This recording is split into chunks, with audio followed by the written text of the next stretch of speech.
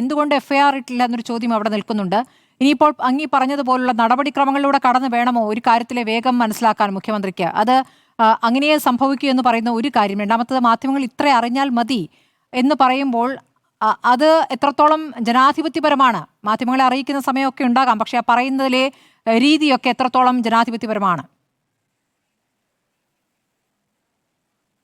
അല്ല സ്മൃതി, ഇതിൽ ഏറ്റവും പരമപ്രധാനമായിട്ട് കണ്ടത് രണ്ട് കുറ്റകൃത്യങ്ങൾ, രണ്ട് പ്രശ്നങ്ങളാണ് ഈ കേസിൽ ഏറ്റവും ഉയർന്നു നിൽക്കുന്നത്. ഒന്ന്, ഇതിൽ ശ്രീ എം.ആർ. അജിത് കുമാർ നിയമവിരുദ്ധമായി ഈ പ്രതികളെ സഹായിക്കുന്നതിനു വേണ്ടി ഏതെങ്കിലും തരത്തിലുള്ള കുറ്റകൃത്യകരമായിട്ടുള്ള പ്രവൃത്തികൾ ചെയ്തിട്ടുണ്ടോ എന്നുള്ളതാണ് ഒരു വലിയ ചോദ്യം.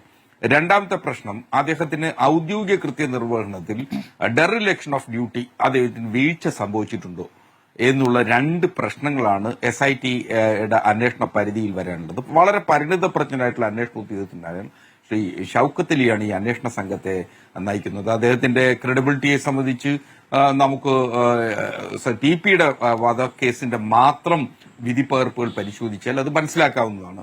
അത് കഴിഞ്ഞതിന് ശേഷം അദ്ദേഹം നടത്തിയിട്ടുള്ള മറ്റ് പല അന്വേഷണങ്ങളും നമ്മുടെ മുന്നിലുണ്ട്.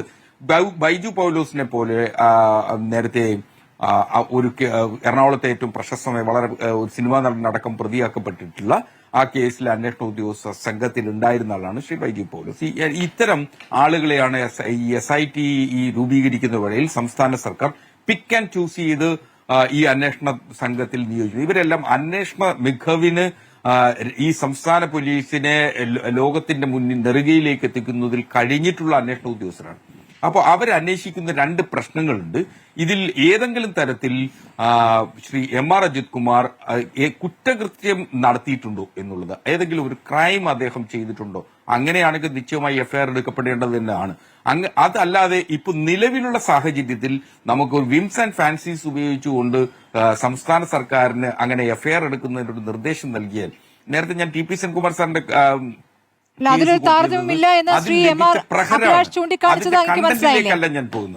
ശരി, അതിലൊരു താരതമ്യമില്ല. അതില്ല, ഞാൻ അതിന്റെ താരതമ്യം എന്ന് പറയുന്ന അതിൽ ലഭിച്ച പ്രഹരമാണ്. ഇപ്പൊ ഉദാഹരണത്തിന് ഇപ്പൊ ഒരു എഫ്ഐആർ എടുക്കുന്നു, ഇതുവരെ ലഭിച്ച മറ്റ് തെളിവുകളുടെ അഭാവത്തിൽ ഒരു എഫ്ഐആർ എടുത്തുകൊണ്ട് അദ്ദേഹത്തെ സസ്പെൻഡ് ചെയ്തുകൊണ്ട് ഉത്തരവിറക്കാൻ ശുപാർശ ചെയ്ത് കഴിഞ്ഞാൽ സംഭവിക്കുക എന്ന് വരാൻ പോകുന്ന ഒരു ദുരന്തം എന്ന് പറയുന്നത്, അദ്ദേഹം ഉടൻ തന്നെ സെൻട്രൽ അഡ്മിനിസ്ട്രേറ്റീവ് ട്രിബ്യൂണലിൽ പോവുകയും ഉടൻ തന്നെ അദ്ദേഹത്തിന് ആ നടപടി നിർത്തിവെക്കപ്പെടുകയുള്ള ഒരു ഉത്തരവ് കിട്ടുകയും ചെയ്തു കഴിഞ്ഞാൽ സംസ്ഥാന സർക്കാർ ഇതുവരെ എടുത്ത പ്രയത്നങ്ങൾ ആകമാനം വെള്ളത്തിൽ വരച്ച വരയായി തീരും എന്നുള്ളത്. പക്ഷേ ശ്രീ ഹസ്കർ, ഈ അന്വേഷണം കോടതി ഉത്തരവിന്റെ അടിസ്ഥാനത്തിൽ തന്നെയാണ് ഒരു അന്വേഷണത്തിലേക്ക്, അല്ലെ, കോടതി ഉത്തരവിന്റെ അടിസ്ഥാനത്തിലാണ് ഒരു അന്വേഷണത്തിലേക്ക് സർക്കാർ കടന്നിരിക്കുന്നത്. എന്റെ ഓർമ്മ ശരിയാണെങ്കിൽ ഈ ഹൊസബളയുമായുള്ള അജിത് കുമാറിന്റെ കൂടിക്കാഴ്ച അടക്കം ആദ്യം പുറത്തു പറഞ്ഞിട്ടുള്ളത് അന്ന് പ്രതിപക്ഷ നേതാവായിരുന്ന VD സതീശനായിരുന്നു അത് പുറത്തുവിട്ടത്, അല്ലെ, ആദ്യം പറഞ്ഞത്. അപ്പോൾ എന്താണ് എം.ആർ. അജിത് കുമാർ എന്ന് വളരെ വ്യക്തമായി അറിയാവുന്ന ആളാണ് ഇന്നത്തെ മുഖ്യമന്ത്രി. അല്ല, നിശ്ചയമായും അത് അദ്ദേഹത്തിന് വളരെ കൃത്യമായിട്ട് അറിയാമല്ലോ. രാം മാധവനും അതുപോലെ തന്നെ RSS നേതാക്കന്മാരായ ശ്രീ രാം മാധവനും അതുപോലെ തന്നെ ദത്താത്രേയ ഹൊസബുള്ളയുമായിട്ടും ഒക്കെ തന്നെ നടത്തിയിട്ടുള്ള കൂടിക്കാഴ്ചയെ സംബന്ധിച്ച് മാധ്യമങ്ങൾക്കും പൊതുസമൂഹത്തിനു മുമ്പിൽ ആദ്യം പറഞ്ഞത് കേരളത്തിന്റെ മുഖ്യമന്ത്രിയായിട്ടുള്ള അന്നത്തെ പ്രതിപക്ഷ നേതാവായിട്ടുള്ള ശ്രീ VD സതീശൻ തന്നെയാണ്, ഒരു സംശയമില്ല. അദ്ദേഹം പറഞ്ഞു തുടങ്ങുന്നിടത്ത് നിന്ന് ഈ ADGP ശ്രീ എം.ആർ. അജിത് കുമാർ എന്താണ് എന്നത് സംബന്ധിച്ച് അദ്ദേഹത്തിന് വ്യക്തതയുണ്ട്. പക്ഷെ അദ്ദേഹത്തിന്റെ മാത്രം ബോധ്യത്തിന്റെ അടിസ്ഥാനത്തിൽ ഒരു നിയമം നടപ്പിലാക്കാൻ കഴിയുമോ? ഒരു നിയമം നടപ്പിലാക്കണമെങ്കിൽ മുഖ്യമന്ത്രിയുടെ മാത്രം ബോധ്യത്തിന്റെ അടിസ്ഥാനത്തില്ല. മാത്രമല്ല, ഇതിൽ അന്വേഷണം ഇത്തരം ഒരു നടപടിയിലേക്ക് ശുപാർശ ചെയ്യേണ്ടത് DGPയാണ്. DGPയുടെ ഇൻഡിപെൻഡന്റ് സാറ്റിസ്ഫാക്ഷൻ ആൻഡ് ആ ജഡ്ജ്മെന്റിന്റെ അടിസ്ഥാനത്തിൽ മാത്രമേ DGPക്കും ചെയ്യാൻ കഴിയൂ. DGP ഇപ്പോ SIT പറയുകയാണ്, നൽകിയിട്ടുള്ള വിവരങ്ങളുടെ അടിസ്ഥാനത്തിൽ DGP നടപടിക്ക് ശുപാർശ ചെയ്താൽ ആ നടപടി നിലനിൽക്കില്ല, നിയമത്തിന്റെ മുന്നിൽ, കോടതികൾക്ക് മുമ്പിൽ നിലനിൽക്കില്ല. അതുകൊണ്ടാണ് അദ്ദേഹം ഇപ്പോ ഇത് തിരികെ നൽകേണ്ടത്. മാത്രമല്ല, ഇതിൽ ഏറ്റവും പരമപ്രധാനം, ഇപ്പൊ അദ്ദേഹത്തെ സസ്പെൻഡ് ചെയ്തു കഴിഞ്ഞാൽ ഈ ഒരു ചാർജ് ഷീറ്റ് കൊടുത്ത് തുടർന്ന് ആ ചാർജ് ഷീറ്റിന്റെ ഒടുവിൽ അദ്ദേഹത്തിന്റെ സർവീസ് റിമൂവ് ചെയ്യണമെങ്കിൽ കേന്ദ്ര സർക്കാരിന് മാത്രമേ ചെയ്യാൻ കഴിയുള്ളൂ. സംസ്ഥാന സർക്കാരിന് അദ്ദേഹത്തെ സർവീസ് ചെയ്യുന്ന പുറത്താക്കുന്നതിന് കഴിയില്ല.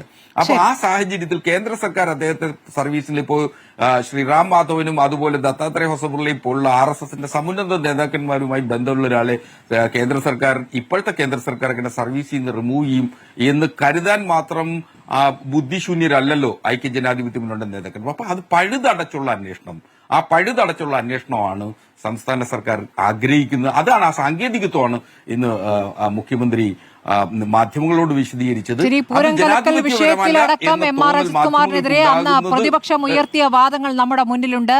അതേ നാവ് ഉപയോഗിച്ച് ഇന്ന് നടത്തുന്ന വാദങ്ങളും നമ്മുടെ മുന്നിലുണ്ട്.